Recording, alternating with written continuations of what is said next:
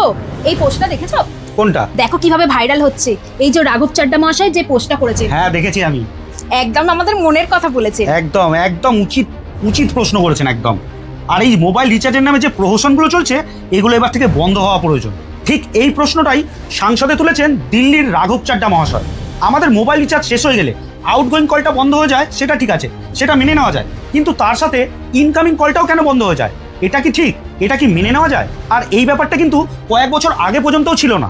আজও অনেক বাড়িতে এমন মানুষ আছে যাদের কিন্তু আউটগোয়িং কলের প্রয়োজন পড়ে না, তবুও তারা ফোনে রিচার্জ করে এবং তার সঙ্গে তাদের কিন্তু ইন্টারনেটেরও প্রয়োজন পড়ে না। আর ইন্টারনেট কম্পালসারি তাদের নিতেই হয়। আর একটা সময়ের পরে সেই ইন্টারনেটগুলো কিন্তু মোবাইল কোম্পানি কিন্তু রিটার্ন নিয়ে নেয়, সেটা কিন্তু আমাদের দেয় না।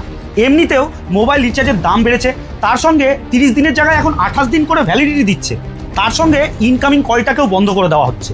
আমারও এক এক সময় এমন হয় যেখানে আমার আউটগোয়িং কলের প্রয়োজন পড়ে না, কিন্তু তবুও আমাকে ইনকামিং কল নেওয়ার জন্য আমাকে আউটগোয়িংয়ের জন্য রিচার্জ করতে হয়। আর আমি মনে করি এমন সমস্যাটা শুধু আমার একার নয়, আমার সাথে আপনাদেরও সেম একই সমস্যা। আর এই প্রসঙ্গটাই সাংসদে তুলে ধরেছেন মিস্টার রাঘব চাড্ডা মহাশয়। আর এই প্রসঙ্গটা শুধুমাত্র আমার আপনার নয়, এটা আমাদের দেশের সমস্ত সাধারণ মধ্যবিত্ত গরিব মানুষের। আমরা অতি সাধারণ বলে যে কোনো কিছুই অতি সহজেই আমাদের ঘাড়ের ওপরে চাপিয়ে দেওয়া হয়। আজকে মিস্টার চাড্ডা মহাশয় যেই প্রশ্ন করেছেন, আমিও ঠিক একই প্রশ্নের উত্তর চাই। আমিও সেটাকে কিন্তু সমর্থন করি। আউটগোয়িংয়ের সাথে ইনকামিং কলটা কেন বন্ধ হবে? রিচার্জ শেষ হলেও ইনকামিং কলটিকে চালু রাখার অনুরোধ রইল। আপনারা কি চান? আপনারাও কি আমাদের সাথে একই মত? তাহলে কমেন্টে অবশ্যই জানাবেন। আর ভিডিওটিকে এত পরিমাণে শেয়ার করবেন যাতে এই ভিডিওটি ওপর মহল পর্যন্ত পৌঁছাতে পারে।